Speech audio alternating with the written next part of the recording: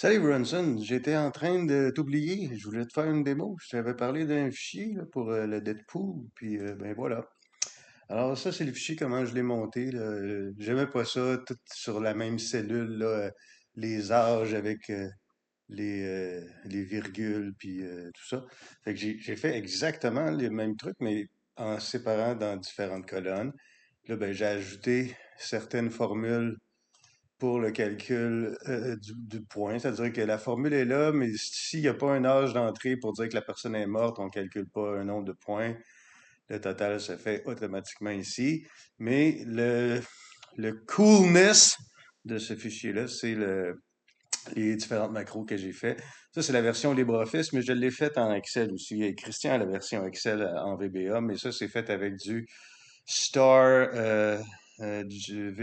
Star Basic avec LibreOffice. Fait que disons qu'il y a un nouveau décès parce que Monsieur Clint Eastwood est décédé. Alors, on demande qui est décédé. Clint.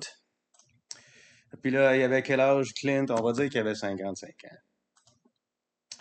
Et bien là, j'ai fait une erreur. Clint, c'était pas assez précis comme chaîne de caractères. Ça dit, hey, le nom que t'as rentré, ça génère plus qu'un nom, là. Fait que, recommence ça, mon chum. OK.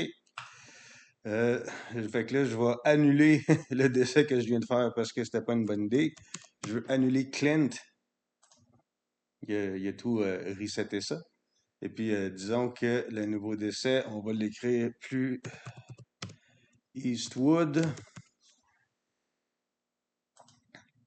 À quel âge? On va dire qu'il avait 55 ans.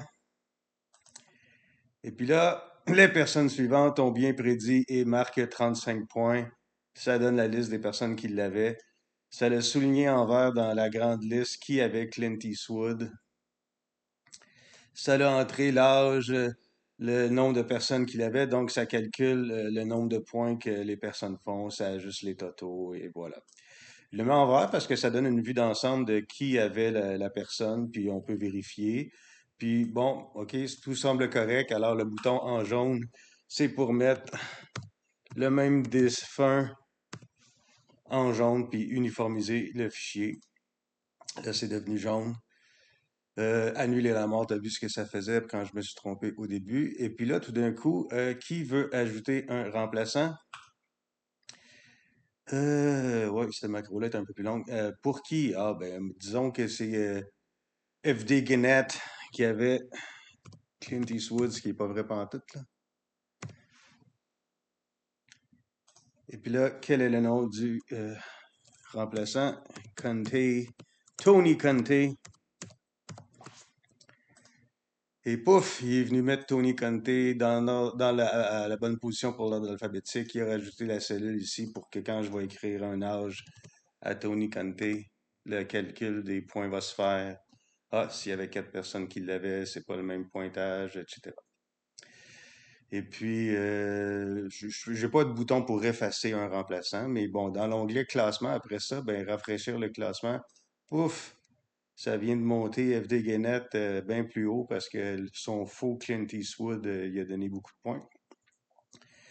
Et puis, ben, je garde la liste des défunts aussi. Alors, quand je fais rafraîchir les défunts, ben là, il va venir m'ajouter Clint Eastwood puis Tony Conte parce que j'ai rentré un âge, là.